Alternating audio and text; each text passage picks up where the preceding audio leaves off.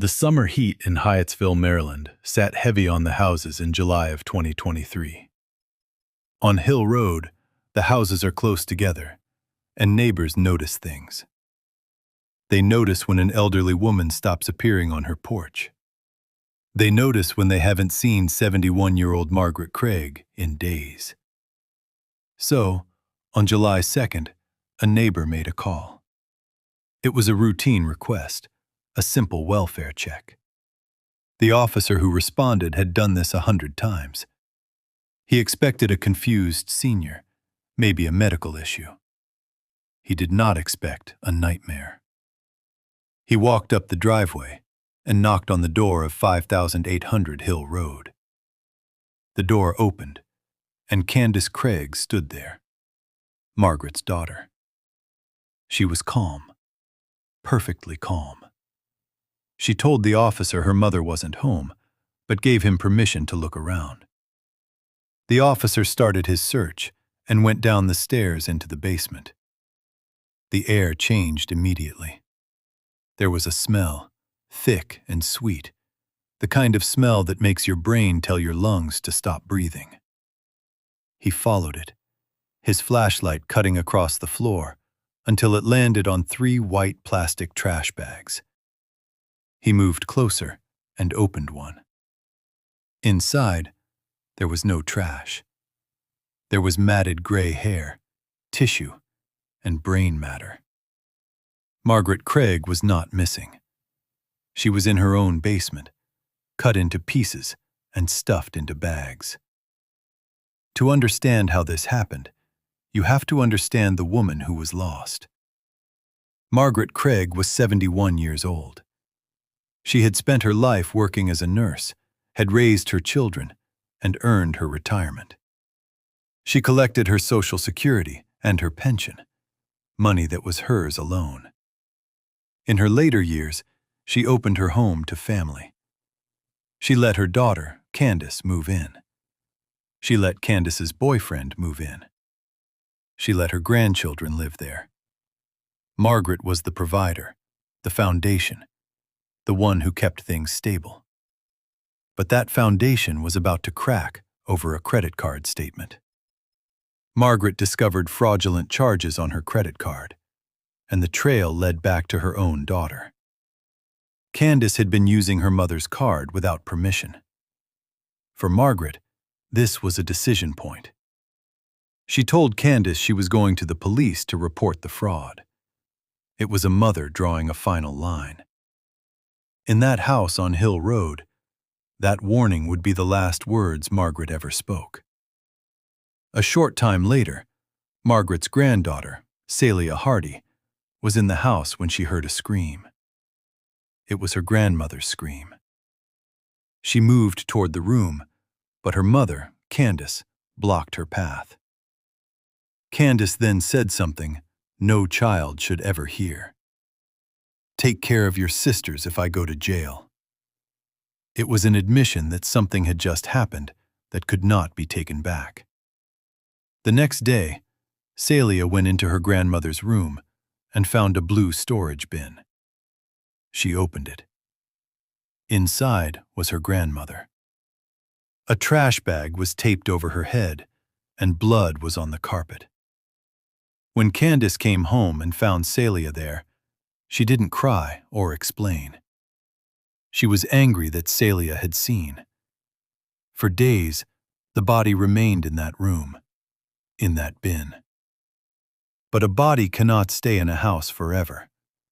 It decays, it smells, it attracts attention. So Candace and Celia went to the store and bought charcoal, lighter fluid, and gasoline. The plan was to burn the evidence in the backyard. They started the fire, but bodies do not burn like paper. The fire grew too big, too fast. Flames shot up. Neighbors saw the smoke, and someone called the fire department. Candace and Celia panicked and put the fire out.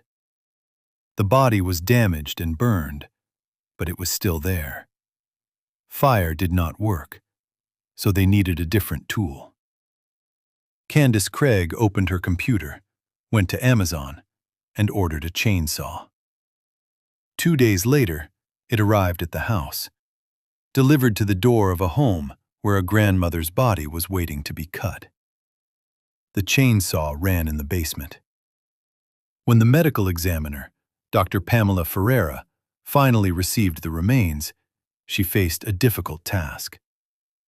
The body arrived in 9 bags, each one inside another. Inside those bags were 67 segments of human remains. 67 pieces.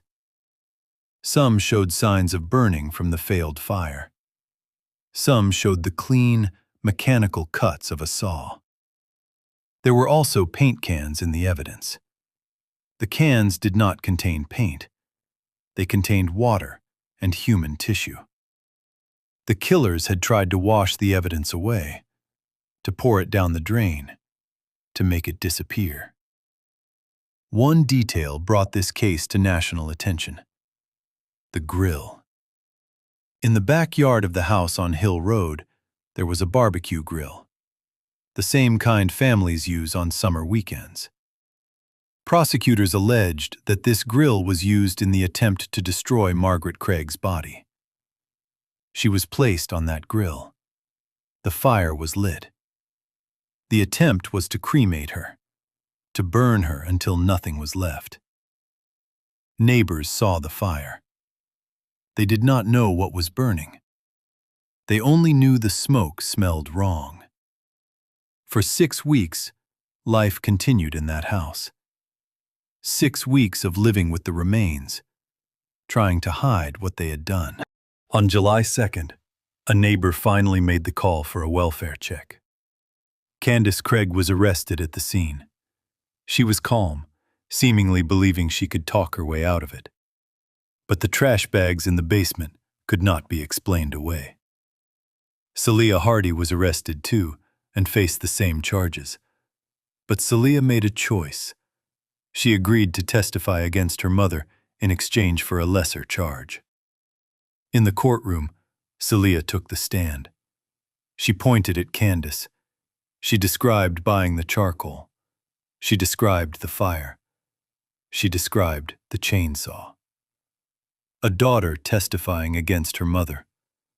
The jury listened, and they believed her. On October 31st, 2024, the verdict came back.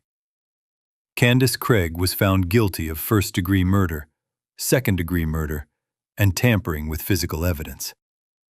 The state's attorney, Aisha Braveboy, spoke to the press after the trial.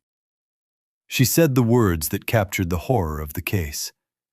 Killed, dismembered, her body burned, her body grilled. She called it an insult to a woman who had worked hard her entire life. Candace Craig now faces life in prison. The house at 5800 Hill Road still stands, but it is empty. Neighbors walk past quickly, remembering the smell, the fire in the backyard, and the day they learned that the quiet grandmother next door had been cut into 67 pieces in her own basement.